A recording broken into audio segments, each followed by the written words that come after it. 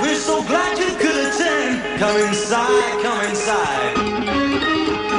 Welcome back to The Price of Business. I'm your host, Kevin Price, talking to you about you and your business. I can take my dunce cap off and I put my thinking man cap on because my good friend Walter Rogers is on, and he always makes me feel smarter when it comes to one of the most important areas for businesses, which is your sales, your customer relations, and I tell you, Walter, you're a friggin' genius. Hey, thanks, Kevin. Great to be back on the show again today on a beautiful Wednesday. I'm down in Galveston today where there's a bit of hurricane warnings our way.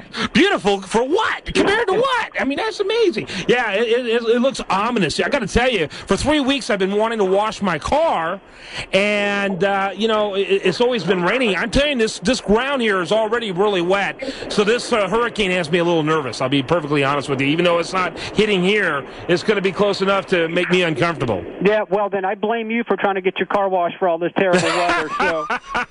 Well, let me just say, right from the very beginning, I love the great work that you do with Baker Communications at bakercommunications.com. You are a worldwide leader when it comes to sales and marketing. And not only do I get to pick your brain, but you always bring me some really bright guys and gals to pick their brains as well. Who do you got lined up for us here today? Well, we should have Matt Drought dialed in from Australia. I can't.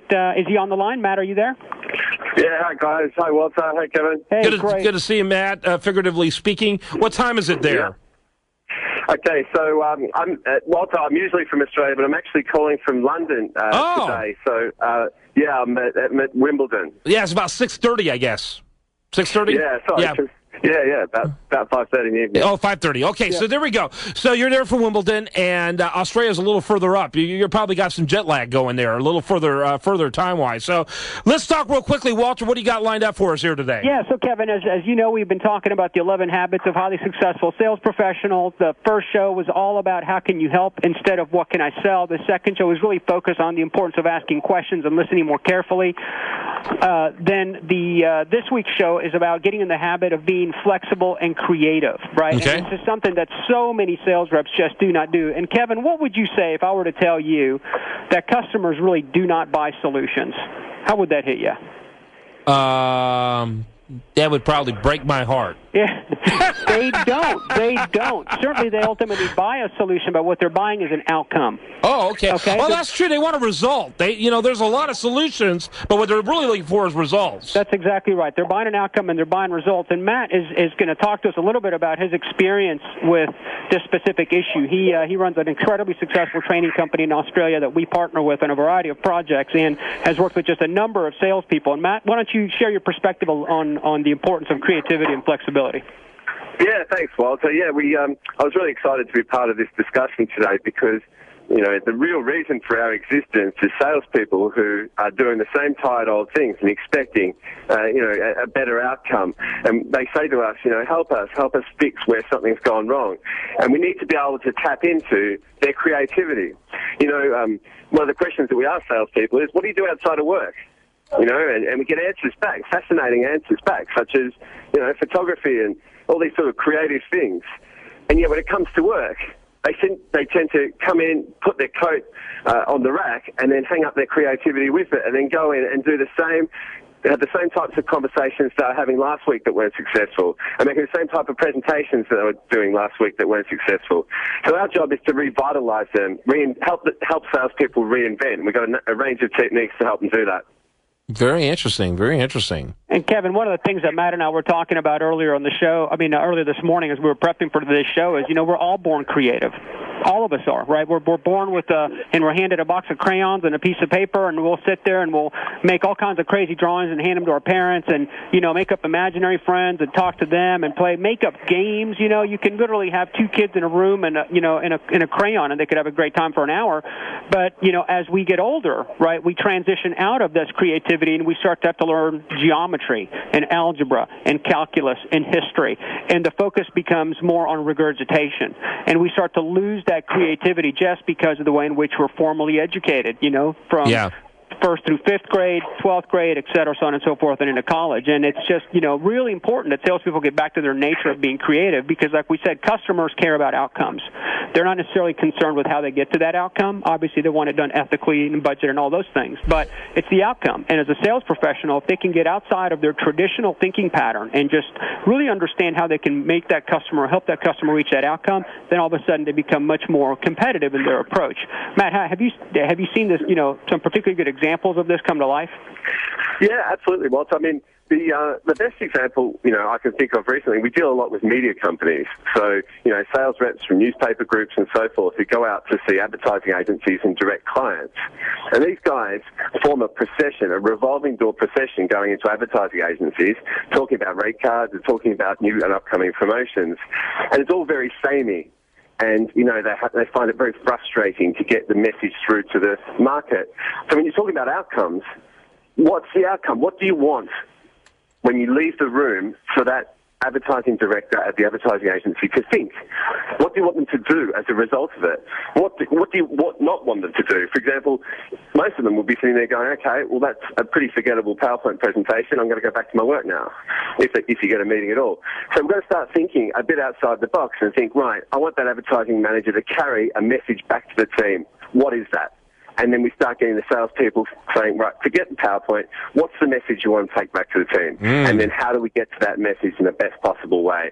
And they sort of say, okay, but, I'm supposed to present, this rate card and stuff. It's like, no, you've got to support what you want to do. You've got to get your outcome. And if you want to get your brand out there, your personal brand plus the brand of your newspaper, then you've got to start thinking differently. Hey, Walter, I wanted to give your guest the opportunity to give his website so the audience can get more information about his firm. That would be great. Thanks, Kevin. It's www.naturaltraining.com.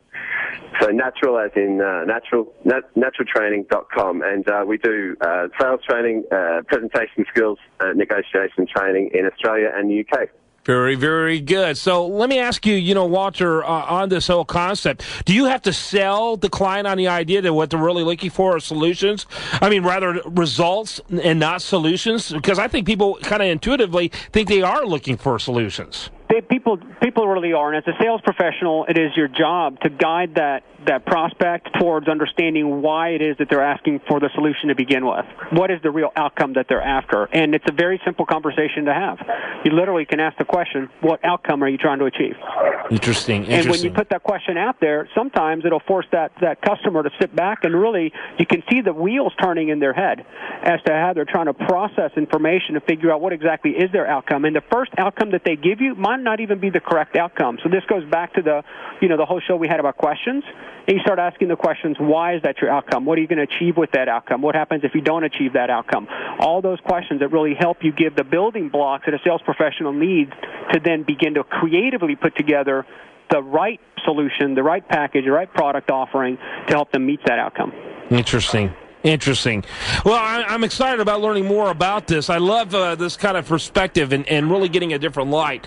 And I think people really have to think consequentially about what they're doing when it comes to their sales. And I think we kind of knee-jerkly do what we're most comfortable with, most familiar with. And so it's a very powerful concept, guys. Yeah, it really is. And we've had a lot of U.S.-based guests on the show, and you're going to start to get some international guests coming on. The point we want to drive there is that these challenges, these best practices really aren't unique to the American culture, because here certainly in the United States we sell to many cultures, both domestically and internationally. And as Matt can attest, it's the same thing that we're talking about. He sees in Australia and in the UK. Well, people are people, no matter where you go. I think I'm all sound like a 1960s hippie song, but people are people, and so it's just human nature is pretty much the same, and so you got to appeal to what works when it comes to the way people think and do. Yep, and the way they buy. One of the topics of today was flexibility as well. We touched on creativity, but, I think it was Sharon Drew Morgan who wrote Buyer Facilitation. She had this great quote. She said, why do we sell according to our selling patterns when buyers buy according to their buying patterns? And we've got to be flexible enough to ask the customer how they like to buy, how they like to communicate, what their preferred methods of meeting and exchanging ideas are and collaborating, because You know, for example, we recruit salespeople and we look for the best. And I went to some recruitment consultants recently, and one of them said, you know, I need you to fill out this form. You know, I don't want to fill out forms. I just want to get my message out to recruitment consultants quickly and have CVs coming back to me. You know, and I couldn't do business with them because they were making me.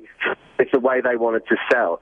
And I think we're going to turn that on its head in creative and flexible selling and sell the way customers want to buy. Absolutely. I tell you, it's interesting stuff, and people really need to be keeping track of the phenomenal work Walter Rogers is doing at HoustonBusinessDaily.com and PriceOfBusiness.com. You are literally writing a book. We're actually talking about collaborating with you and getting that book out there because I think it's such an important message, particularly in an economy like this, any economy, but especially one like this. Walter Rogers, his company is Baker Communications.com. You can go to BakerCommunications.com. It's an international company, as seen in the scope with bringing Matt on the program. Also, Walter, your phone number real quick before we let you go. 713-627-7700, 713-627-7700. And Kevin, I want to leave just one more thought building on what Matt just said about being focused on the customer's buying process. There was a study that was recently completed that analyzed the average number of steps in a buying process that a customer have. That number was 5. A similar study assessed the average number of sales steps that your typical sales process has. That number was 13. Think about that. How misaligned are people selling compared to how customers are buying today? So we need to get our sales steps down to 5, is what you're telling me. Well, you need to get them down to whatever your customer's buying pattern is, which could be 5, 3, 10, but it's got to be the same. What a powerful takeaway. Walter Rogers, thank you very much. And I mean that, because this is everyone's trying to find a secret sauce when it comes to dealing with their customer needs. You really addressed it. I appreciate that. I'm Kevin Price. You're listening to the new Talk 650, powered by CBS Radio.